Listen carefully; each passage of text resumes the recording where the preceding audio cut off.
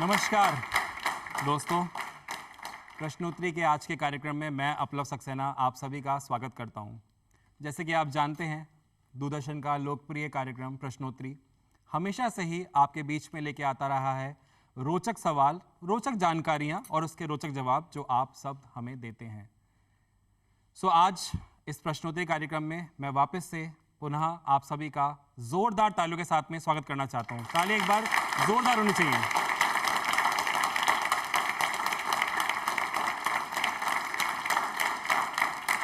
और साथ ही साथ में हम स्वागत करेंगे हमारे उन दर्शकों का जो हमें घर बैठ करके प्रश्नोत्तरी के आज के कार्यक्रम को देख रहे हैं। उनके लिए भी एक बार जोरदार तालियां।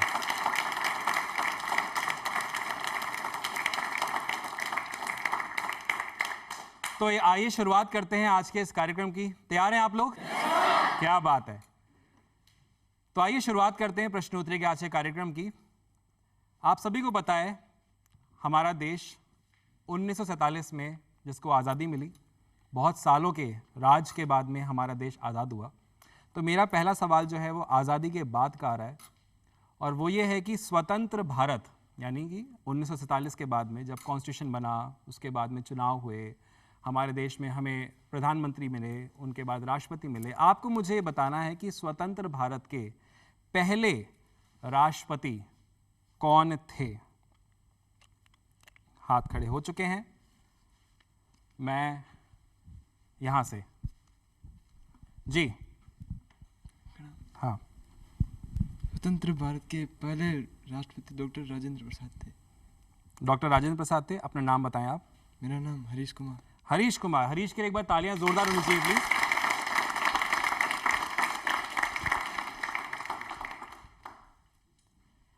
स्वर्गीय डॉक्टर राजेंद्र प्रसाद जी का जन्म 3 दिसंबर 1884 में बिहार के सीवन जिले के एक छोटे से गांव जीरादेई में हुआ था, और आज़ाद भारत के वह पहले राष्ट्रपति थे जिन्होंने राष्ट्रपति पद का कार्यकाल संभाला था 26 जनवरी 1950, और उनका जो ये कार्यभार था ये 13 मई 1962 तक, कुल 12 वर्ष 107 दिन तक वह भारत के राष्ट्रपति रहे थे। डॉक्टर राजेंद्र प्रसाद वे व्यक्ति थे जिन्हें इस पद पर 2 बार कार्य संभालने का मौका मिला। डॉक्टर राजेंद्र प्रसाद ने अपने जीवन के अंतिम कुछ महीने सेवानिवृत्त होने के बाद पटना के सदाकत आश्रम में बिताए, और उसके बाद 28 फरवरी 1963 में उनका निधन हो गया। एक बार तालियां बनती हैं हमारे पहले राष्ट्रपति के लिए।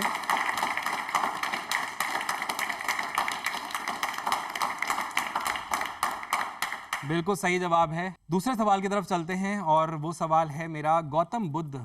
आपने नाम सुना होगा, बहुत सारे हम लोग उनको मानते भी हैं, उनके जो आदर्श हैं उस पर हम सारे लोग चलते भी हैं। तो गौतम बुद्ध से जुड़ा हुआ मेरा सवाल आपके बीच में आ रहा है कि गौतम बुद्ध के माता एवं पिता का क्या नाम था? आपको दोनों के मुझे नाम बताने, माता एवं पिता।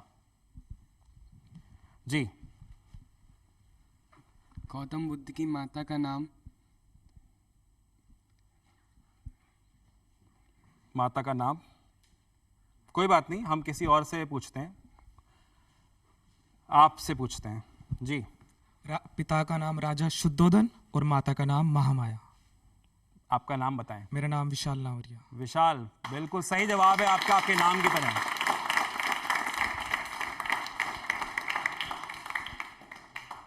विशाल नाम, और गौतम बुद्ध के भी विशाल विशाल काम, और उनके बाद आप अपने नाम को चरितार्थ करते हुए बिल्कुल सही आपका जवाब। इनकी माता का नाम था महामाया और राजा शुद्धोधन गौतम बुद्ध के पिता का नाम था।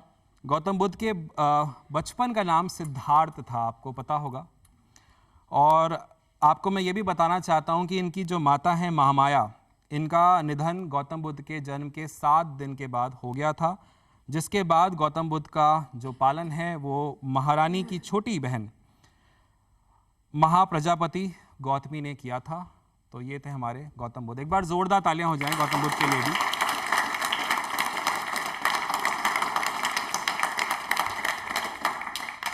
अच्छा, आपको पता है कि गौतम बुद्ध ने सन्यास भी लिया था अच्छी खासी। आप जैसे अभी राजा, जब हमने बताया कि उनके पिता राजा थे, महारानी उनकी माता थी, तो एक राज घराने से ताल्लुक़ रखते थे। उसके बाद में उन्होंने संन्यास भी लिया। और इसी पे मेरा एक अगला सवाल आपके बीच में आ रहा है कि गौतम बुद्ध ने कितने वर्ष की अवस्था में गृह त्याग किया था? आपको मुझे बताना है कि कितने साल के जब वो थे जब वो घर से निकले, और उसके बाद में मैं आपके पास आता हूं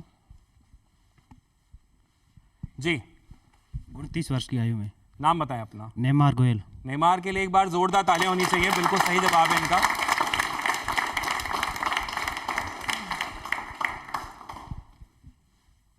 जी हाँ, गौतम बुद्ध ने 29 वर्ष की आयु में यानी 29 अपना घर छोड़ दिया था और ऐश्वर्य से जो उनका जीवन था, ऐश्वर्य से भरपूर जो जीवन था वो त्याग दिया था, और तपस्या या ये कहें कि आत्म अनुशासन के लिए वो जीवन शैली को उन्होंने अपनाया था। उनको आपको बताऊं, लाइट ऑफ एशिया के नाम से भी जाना जाता है। उन्होंने एक पीपल के पेड़ के नीचे सालों तपस्या की, जिसको बोधि वृक्ष नाम से जाना जाता है, जो कि बिहार के गया जिले में बोध गया स्थित महाबोधि मंदिर परिसर में स्थित एक पीपल का पेड़ है, जैसे मैंने आपको बताया। इस पेड़ के नीचे ईसा पूर्व 531 में भगवान बुद्ध ने को जो है ज्ञान की प्राप्ति हुई थी। तो एक बार वापस से भगवान बुद्ध के लिए, गौतम बुद्ध के लिए तालियां जोरदार होनी चाहिए।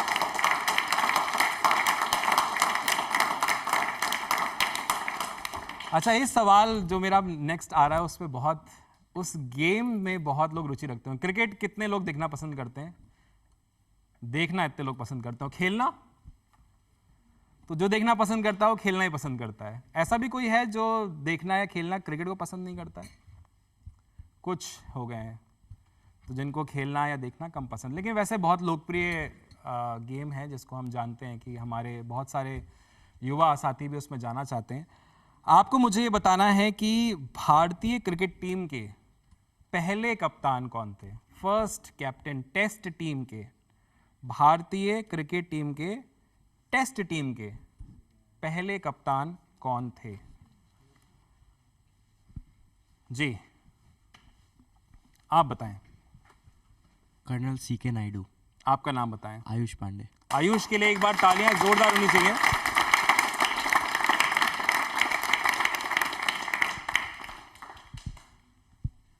आयुष ने बिल्कुल सही अपना उत्तर दिया है कि भारत के जो भारतीय क्रिकेट टीम के जो पहले टेस्ट कप्तान थे उनका नाम था कर्नल सीके नायडू। ये अपने समय में बेहतरीन भारतीय बल्लेबाजों में से एक थे, इसलिए इनको कैप्टनशिप भी दी गई थी। भारतीय टीम को टेस्ट टीम का दर्जा मिला था 1932 में। सीके नायडू के नेतृत्व में भारतीय टीम ने 1932 के अंदर इंग्लैंड का पहला विदेशी दौरा किया था। स्वतंत्र भारत की पहली टीम के कप्तान लाला अमरनाथ थे। तो क्योंकि 1932 में हमें आज़ादी नहीं मिली थी, ये सिर्फ आपकी जानकारी के लिए मैं बता रहा हूँ। तब स्वतंत्रता हमें 1947 में मिली, उसके बाद के जो कप्तान थे उनका नाम था लाला अमरनाथ। आगे बढ़ते हैं। जो मेरा अगला सवाल आ रहा है वो राजस्थान के एक बहुत ही मशहूर मंदिर को लेकर के आ रहा है। मंदिर में जाते हैं आप, पूजा अर्चना करते हैं, मंदिर मस्जिद गिरजाघर जाते होंगे, ऊपर वाले पे आपकी ज़रूर आस्था होगी। अगला सवाल है वो है मशहूर नई के नाथ मंदिर। ये राजस्थान में स्थित है। ये स्थित है कहाँ पर? आपको मुझे बताना है कि वो जगह का नाम क्या है जहाँ पर नई के नाथ ये जो मंदिर है ये स्थित है।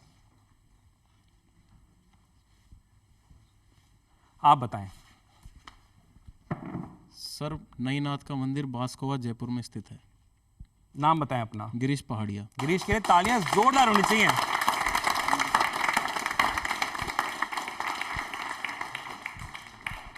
तालियों में कमी हो रही है, तालियां एक बार जोरदार हो जाएं।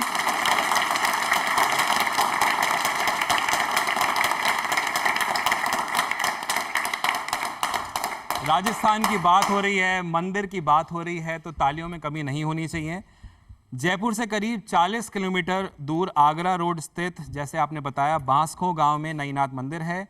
भोले बाबा का यह मंदिर लगभग 350 साल पुराना बताया जाता है। मंदिर में स्थित शिवलिंग के बारे में यह भी कहा जाता है कि ये स्वयंभू प्रकट है, तो इसलिए इसकी मान्यता बहुत ज़्यादा है। बहुत सारे लोग देश और विदेश से भी यहाँ पर दर्शन करने आते हैं, और ऐसा कहा जाता है कि जो भी मनोकामना आप यहाँ मांगते हैं वो भगवान भोलेनाथ आपकी पूरी करते हैं। एक बार जोरदार तालियां।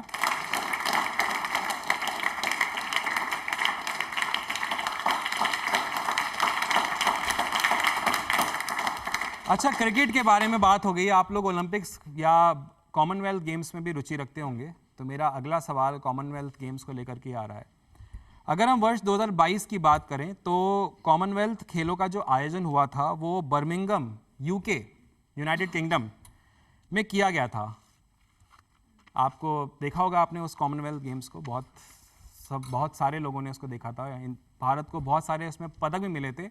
और यही मेरा सवाल है कि आपको मुझे ये बताना है कि कॉमनवेल्थ जो 2022 में आयोजित हुआ था उसमें भारत को कुल कितने पदक हासिल हुए थे? कितने टोटल आपको मुझे बताना है पदक हासिल हुए थे? आप बताएं। 61। 61। नाम बताएं अपना। मार्कंडी शर्मा। मार्कंडे के लिए एक बार जोरदार तालियां होनी चाहिए।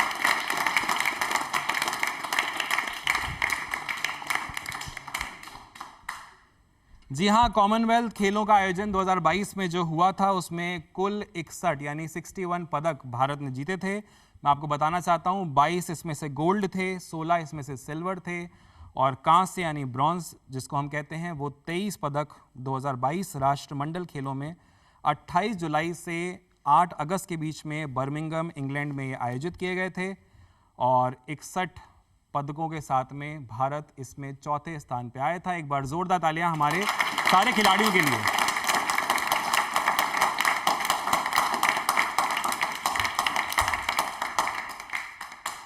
एक बड़ा ही मशहूर गाना है, आधा है चंद्रमा रात आधी, सुना है आपने गाना? जो ये गाना है इस पे अब मेरा आखिरी मतलब अगला जो सवाल है वो आ रहा है और वो सवाल ये है कि आधा है चंद्रमा रात आधी, ये मशहूर गाना आपने जो सुना है जैसे आपने मुझे बताया, आपको मुझे बताना है कि ये गाना किस अभिनेता पे फिल्माया गया था। मैं आपको इसकी हिंट दे देता हूँ कि जो अभिनेता हैं ये इनका जो ताल्लुक है ये अपने प्रदेश राजस्थान से ही है। ये बहुत बड़ी हिंट है अपने आप में। आपको बस मुझे उनका नाम बताना है कि वो कौन से सिंगर थे, एक्टर थे जिन पे फिल्माया गया था। आपसे मैं पूछना चाहूँगा इसका जवाब। महिपाल फ्रॉम जोधपुर। नाम बताएं अपना। डॉक्टर सुरभि। डॉक्टर सुरभि के लिए एक बार तालियां जोरदार होनी चाहिए।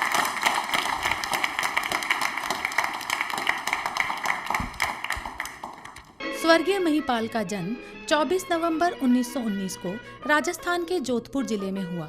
इनका पूरा नाम महिपाल सिंह भंडारी था। जसवंत गवर्नमेंट कॉलेज जोधपुर से साहित्य में स्नातक। महिपाल मूल रूप से कवि थे। इन्होंने कुछ फिल्मों में गीत भी लिखे, जिसमें सन 1947 में आई फिल्म आपकी सेवा में का गीत जिसके बोल थे, पा लागू कर जोरी रे शाम मोसे ना खेलो होरी, महिपाल ने लिखा था और इस गीत को स्वर कोकिला लता मंगेशकर जी ने प्लेबैक किया था। महिपाल ने 1942 में बनी फिल्म नजराना से अपने फिल्मी करियर की शुरुआत की। महिपाल ने ज्यादातर पौराणिक और ऐतिहासिक फिल्मों में काम किया। जय संतोषी माँ, संपूर्ण रामायण, अली बाबा और 40 चोर, पारसमणि, जबक आदि सैकड़ों फिल्मों में इन्होंने बतौर अभिनेता काम किया। 1959 में आई फिल्म नवरंग ने इन्हें एक अलग पहचान दी। महिपाल ने 4 राजस्थानी फिल्मों में भी काम किया। ये फिल्में थी निजराना, बाबा रामदेव, ढोला मारू और गोगाजी पीर। 15 मई 2005 को 86 वर्ष की उम्र में इस महान कलाकार ने मुंबई में अपनी अंतिम सांस ली और इस दुनिया को अलविदा कह दिया। राजस्थानी और बॉलीवुड फिल्मों के इस महान कलाकार को हमारा शत शत नमन। एक बार जोरदार तालियां महिपाल के लिए।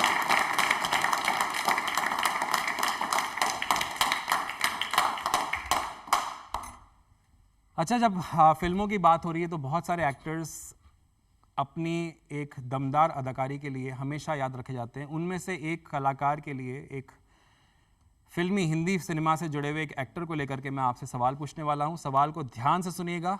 सवाल अगर आप ध्यान से सुनेंगे तो आपके लिए उसका जवाब शायद बहुत आसान हो जाएगा। साल 2023 में एक बहुत ही मशहूर फिल्मी सितारे का, जो कि हमारी हिंदी सिनेमा से जुड़े हुए हैं, 100वां जन्मदिन मनाया जाना है। आपको मुझे ये बताना है कि वो फिल्मी सितारे कौन है। मैं आपको एक हिंट इसमें देना चाहता हूँ। इस फिल्मी सितारे को 2002 में दादा साहेब फाल्के पुरस्कार से भी सम्मानित किया गया था। तो आपको मुझे उन फिल्मी सितारे का नाम बताना है। मैं बिल्कुल आपके पास ही आ रहा हूँ। आपने लगता है मूवी काफ़ी उस समय की देखी हुई है। बिल्कुल मूवी भी देखी है, साथ ही ये महानायक जिनका नाम जो मैं बहुत लाइक करता हूँ और इनकी मूवी भी देखना बहुत पसंद करता हूँ, देवानंद जी। और नाम बताएं अपना। राजेंद्र प्रसाद चेतीवाल। राजेंद्र जी के लिए एक बार वापस से जोरदार तालियां होंगी। बिल्कुल, राजेंद्र जी गाना सुनाना चाहते हैं तो क्यों ना गाना भी एक हो जाए। इन्हीं की पसंद का एक लाइन है, पल भर के लिए कोई हमें प्यार कर ले, झूठा ही सही। तालियां एक बार जोरदार।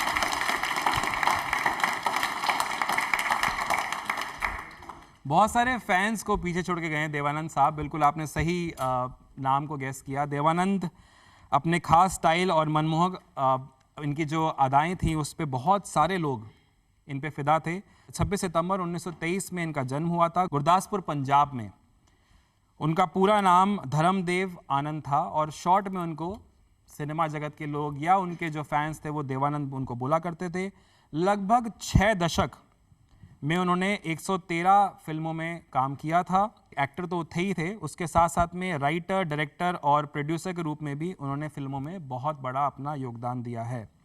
यूँ तो उनकी सभी फिल्में ऑलमोस्ट अगर मैं बात करूं तो उनकी सारी फिल्मों में उनकी अदाकारी, उनकी एक्टिंग पसंद करी गई, बट कुछ फिल्में मैं आपको यहाँ बताना चाहता हूँ जिसमें बहुत ज़्यादा उन्होंने अपना प्रभाव छोड़ा। लोग उनको फॉलो करने लगे, उनके स्टाइल को फॉलो करने लगे, उनको कॉपी करने लगे। जब वो कहीं जाते थे तो उनके लिए, जब पहले ऑटोग्राफ आपको याद होगा पैड, नोट पैड पे ले आता था तो लाइन लग जाती थी उनके सामने।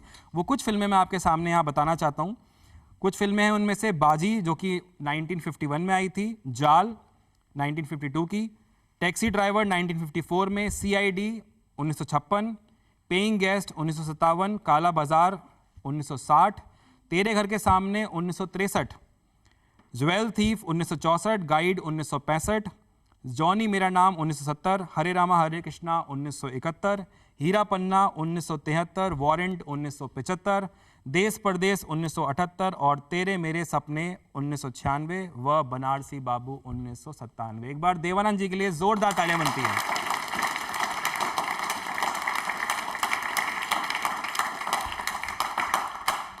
हमारा ये प्रदेश यानी कि राजस्थान आन बान शान का ये प्रदेश माना जाता है, तो कुछ सवाल क्यों ना इस प्रदेश से भी लिए जाएं। तो मेरा जो अगला सवाल आ रहा है वो राजस्थान से ही जुड़ा हुआ है। एक बहुत ही प्रसिद्ध नदी है जिसका नाम है लूनी नदी।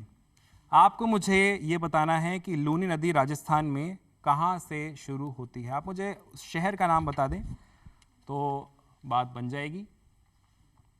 मैं इस साइड आता हूँ जी, बताइए। अजमेर। अजमेर। आपका नाम बताएं। अनमोल भट्टराय। अनमोल के लिए तालियां एक बार जोरदार होनी चाहिए। अनमोल संकोच में थी,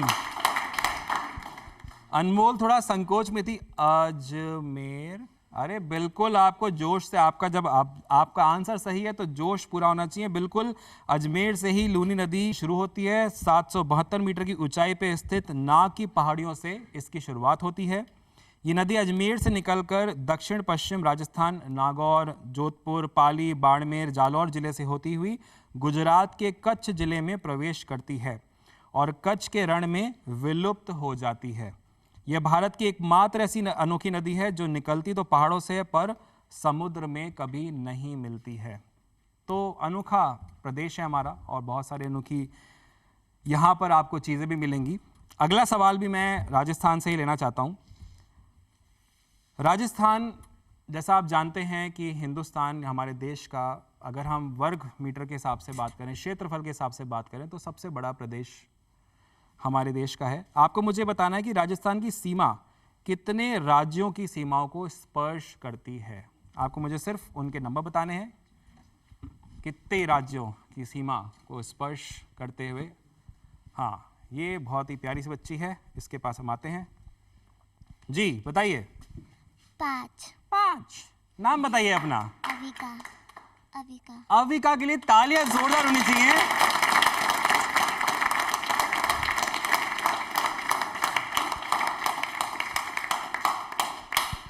बिल्कुल सही जवाब है अविका। वो बहुत ही प्यारी आवाज़ है आपकी। 5। तो हाँ, ये 5 जो जगह हैं राजस्थान क्षेत्रफल की दृष्टि से मैं आपको बता चुका हूँ, हमारे देश का सबसे बड़ा राज्य है यह। उत्तर में पंजाब, उत्तर पूर्व में हरियाणा, पूर्व में उत्तर प्रदेश, दक्षिण पूर्व में मध्य प्रदेश एवं दक्षिण में गुजरात के साथ इसकी जो सीमाएं हैं वो छूती है। राजस्थान का क्षेत्रफल देश के क्षेत्रफल का 10.4% है, मतलब पूरे देश का अगर क्षेत्रफल हम मिलाएं उसका 10.4% राजस्थान अकेले क्षेत्र का है। राजस्थान की बात हो रही है। राजस्थान अपने आप में आपको पता है बहुत सारी चीज़ों के लिए फेमस है, फिर चाहे वो गाना हो और फिर चाहे वो हमारा फोक म्यूज़िक हो या फोक डांस हो। तो क्यों ना एक गाना हो जाए राजस्थान से जुड़ा हुआ, राजस्थान के लिए हो जाए। तो मैं ज़ोरदार तालियों के बीच में डॉक्टर सुरभि को यहाँ पर इनवाइट करना चाहता हूँ।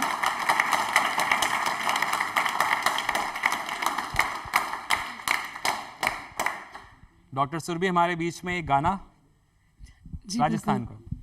बिल्कुल बहुत ही हमारा जो राजस्थान का लोक संगीत है वो वर्ल्ड फेमस म्यूज़िक बिल्कुल है। और जब भी बीइंग अ राजस्थानी, जब भी मैं कहीं बाहर जाती हूँ तो लोग ज़रूर बोलते हैं कि आप राजस्थान से हैं, चलिए एक राजस्थानी गाना बता दीजिए। जी। तो मैं राजस्थान से ही जुड़ा हुआ एक फोक म्यूज़िक, फोक गाना, लोक तालियां एक संगीत बार मैं और हो आपके जाएं। सामने प्रस्तुत कर रही हूँ।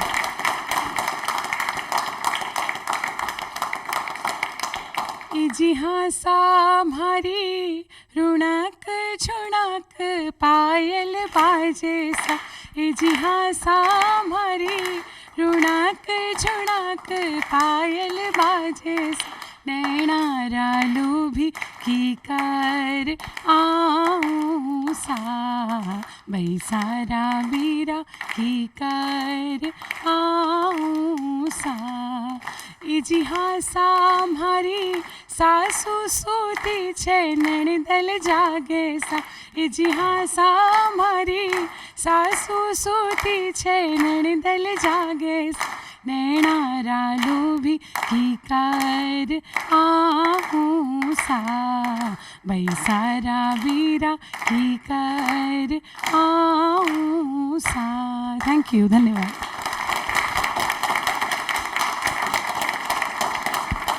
बहुत बहुत धन्यवाद सुरभि जी, बहुत अच्छा गाना गाती हैं आप, और इसीलिए शायद उस सवाल का जवाब भी आप गेस कर पाई थी जब हमने आपसे सवाल पूछा था, और गाने का ही पे सवाल था कि किस पे फिल्माया गया था आधा है चंद्रमा। अरे क्या बात है, तालियां होनी चाहिए इनके लिए। तो राजस्थान से जुड़ा एक और सवाल मैं आपके सामने लेके आना चाहता हूं, और वो सवाल ये है कि राजस्थान का एक दिवस भी है, वो दिवस मनाया कब जाता है? आपको मुझे बस ये बताना है कि राजस्थान दिवस कब मनाया जाता है। जी, मैं आपसे पूछना चाहता हूं। 30 मार्च को। 30 मार्च को सही है जवाब? पक्का? लॉक कर लिया जाए? नाम बताइए अपना।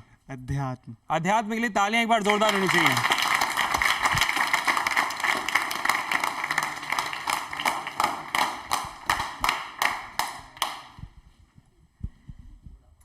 जी हाँ, दिनांक 30 को राजस्थान दिवस मनाया जाता है। 30 मार्च 1949 में जोधपुर, जयपुर, जैसलमेर और बीकानेर रियासतों का विलय होकर वृहत्तर राजस्थान संघ बना था। इस दिन राजस्थान के लोगों की वीरता, दृढ़ इच्छा शक्ति तथा बलिदान को हम नमन करते हैं। तो एक बार वापस नमन करते हुए जोरदार तालियां होनी चाहिए।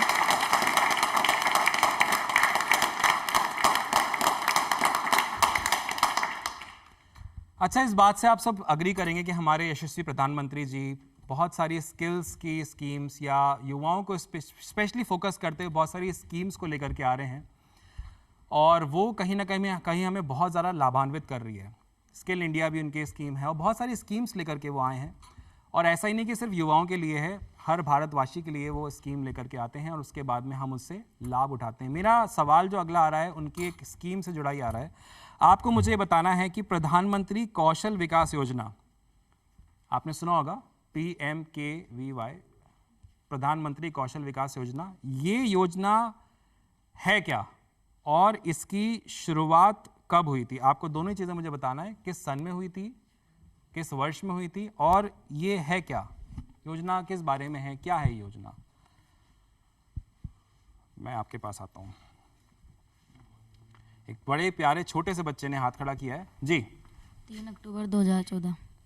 3 अक्टूबर 2014। और कोई ट्राई करना चाहता है? आप भी ट्राई करना चाहते हैं जी, बताइए। 3 अक्टूबर 2014। पक्का?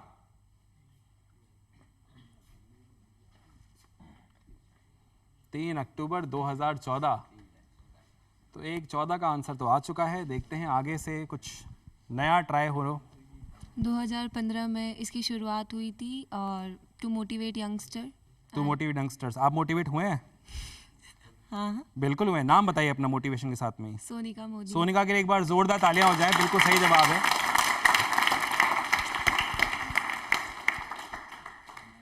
थोड़ा सा चूक रहे थे आप ने, बहुत बिल्कुल 1 साल का बस गैप रह गया। आपने 2014 बोला और 2015 में इसकी शुरुआत हुई थी।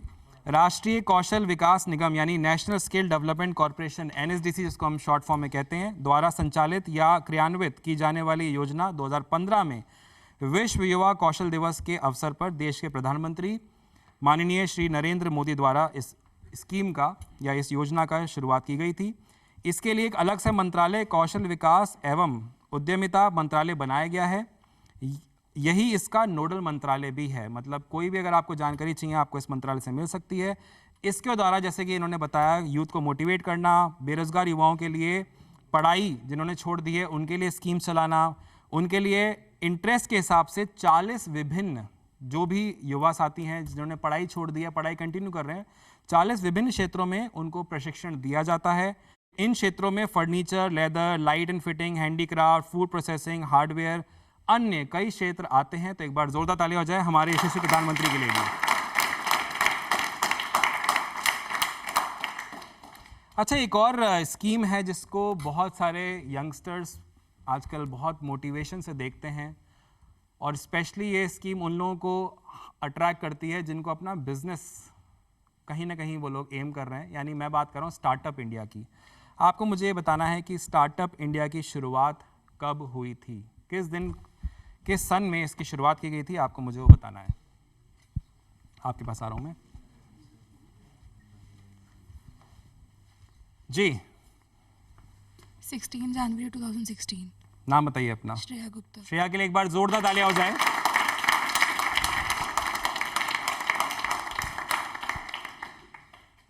स्टार्टअप इंडिया यानी कि वो स्कीम जिससे आप अपना स्टार्टअप यानी अपना बिजनेस अगर आप एम कर रहे हैं तो इस स्कीम से आपको बहुत सारे लाभ मिलते हैं।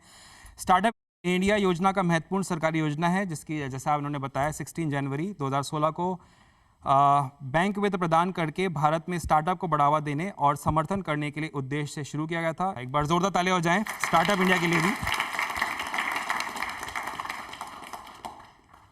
अच्छा, दूरदर्शन से बहुत सालों से दूरदर्शन आपके बीच में बहुत रोचक कार्यक्रमों को लेके आता रहा है। उसमें से अगर आपने अभी थोड़े साल पहले की बात करूं तो कोविड एक ऐसा महामारी का समय था जब हम सब घरों में कैद थे, बोरियत का समय आ रहा था, लेकिन दूरदर्शन लेके आया हमारे लिए वापस से वो प्रोग्राम जिनको हम कहीं ना कहीं अपने दिल में बसाते हैं, फिर चाहे वो महाभारत हो, रामायण हो, शक्तिमान हो। दूरदर्शन के लिए एक बार तालियां जोरदार बनती हैं।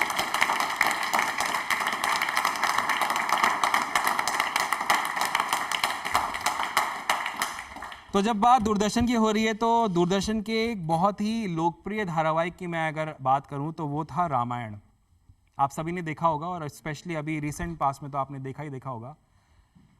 उसी से जुड़ा हुआ मेरा ये सवाल आ रहा है, आपको मुझे ये बताना है कि दूरदर्शन पे प्रसारित रामायण जो सीरियल था, जो कार्यक्रम था, उसमें राम भगवान का किरदार और सीता माता का किरदार किस अभिनेता एवं किस अभिनेत्री ने निभाया था। राम भगवान का किरदार और सीता मैया का किरदार किसने निभाया था, आपको मुझे उन दोनों एक्टर एक्ट्रेसेस के नाम बताने हैं। इतनी खुशी, आपको आंसर आता है इसलिए इतनी खुश हो आप, बताइए। अग्निनीति। अग्निनीति, ये बड़ा अलग सा, आप कुछ और सोच रहे थे, कहीं और ख्यालों में थे आप। हाँ देखिए, एक्सेप्ट भी करें, बच्चे कितने मन के सच्चे होते हैं।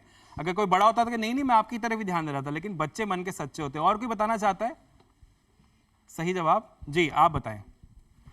इसमें राम का किरदार अरुण गोविल जी ने निभाया था और माता सीता का किरदार दीपिका चिखलिया जी ने निभाया था। नाम बताएं अपना। ऋतुराज वर्मा। ऋतुराज जी के लिए एक बार जोरदार तालियां हो जाएं।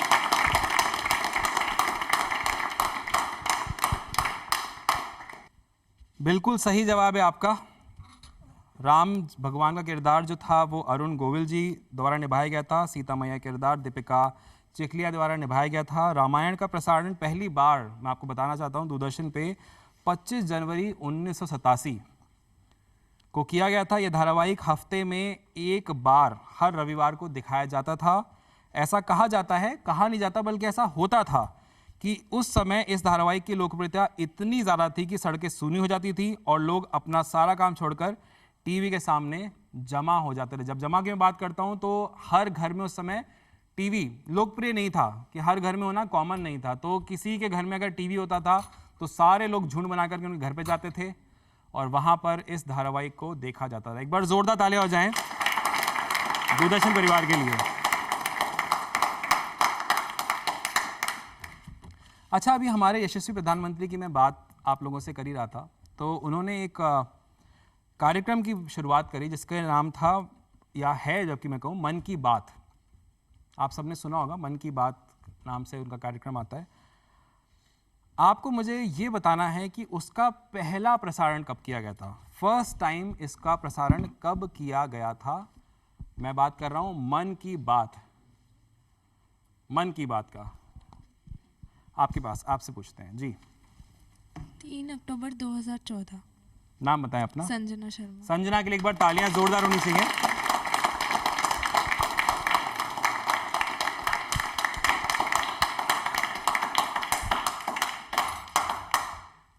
तालियां संजना के लिए थी या जवाब के लिए थी, ये बताइए आप। इतना जोश और जुनून लेके एक बार जोरदार तालियां वापस से बनती हैं।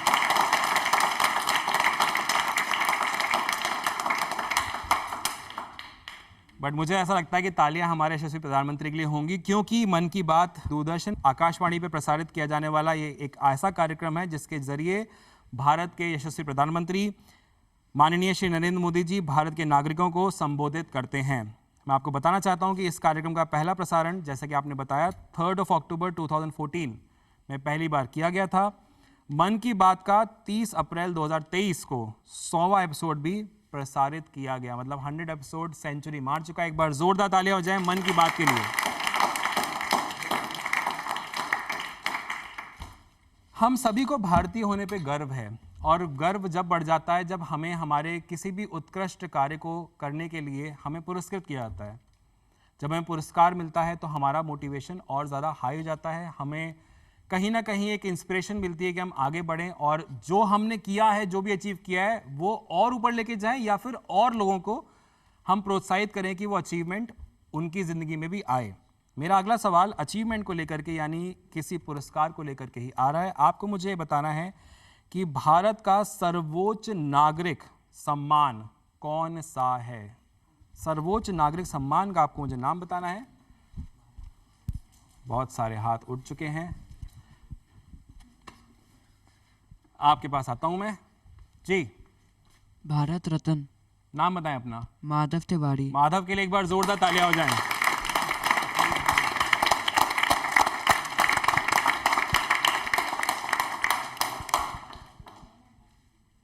जी हाँ, भारत रत्न भारत का सर्वोच्च नागरिक सम्मान है।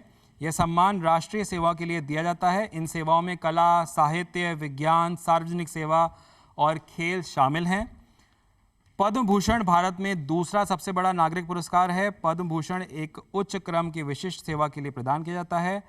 पद्म भूषण भारत में, आपको जैसे मैंने बताया, दूसरा है, और उसके बाद में प्रतिष्ठित सेवाओं के लिए भी इसको प्रदान किया जाता है। लेकिन अगर हम भारत के सर्वोच्च नागरिक सम्मान की बात करें तो वो है भारत रत्न। जितने भी हमारे भारत रत्न, जिन लोगों को सम्मानित किया गया, एक बार उनके सम्मान में जोरदार तालियां होनी चाहिए।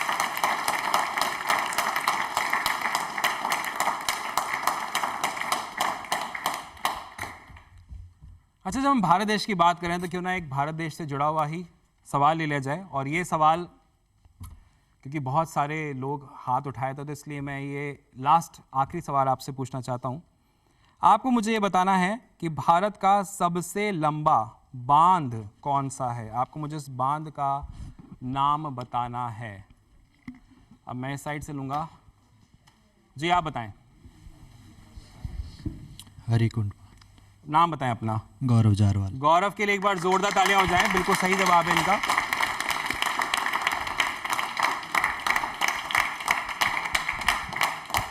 जी हाँ, हीराकुंड बांध 25.8 किलोमीटर की लंबाई के साथ सबसे लंबा बांध है। महानदी पर निर्मित यह ऐतिहासिक बांध भारत में उड़ीसा के संबलपुर जिले के पास स्थित है। मज़ा बहुत आ रहा है। सवाल बस इस तरह चलते जाएं, जवाब आप लोगों, क्योंकि घर से पूरी तैयारी सब जोश जुनून के साथ में आए हैं, लेकिन समय कहीं ना कहीं हमें बांधता है। हम फिर आपके बीच में आएंगे। इसी तरह से दूरदर्शन को और प्रश्नोत्तरी को प्यार देते रहें और आप लोग भी हमारे कार्यक्रम को इसी तरह देखते रहें। नमस्कार।